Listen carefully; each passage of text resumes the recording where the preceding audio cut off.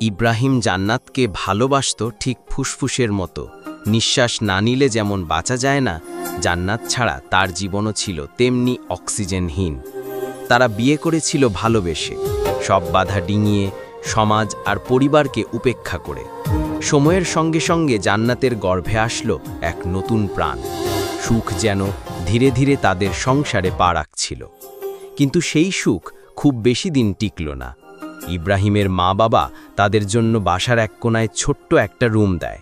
সেই রুমটা ছিল ছাদের নিচে, ফাঁকা আর জীর্ণ। বৃষ্টির দিনে ছাদের ফুটো দিয়ে পানি পড়ত ঠিক জান্নাতের বালিশের পাশে, ইব্রাহিমের বুকের উপর। রাতে ঘুম ভাঙত ফোঁটা ফোঁটা শব্দে, আর চোখ ভিজত বাস্তবতার তীব্র যন্ত্রণায়। তোমায় কষ্ট দিয়ে আমি বাঁচতে পারি না জান্নাত, চলো তোমায় বাবার বাড়ি দিয়ে আসি, অন্তত কিছুদিন শান্তিতে থাকো। জান্নাত নিশাকণ্ঠে, চোখ ভেজা স্বরে। তুমি ছাড়া কিছুতেই শান্তি পাই না ইব্রাহিম, কিন্তু আমি জানি তুমি আমাকে ভালোবাসো বলেই দূরে রাখছো। সেই রাতেই ইব্রাহিম জান্নাতকে নিয়ে যায় তার বাবার বাড়ি।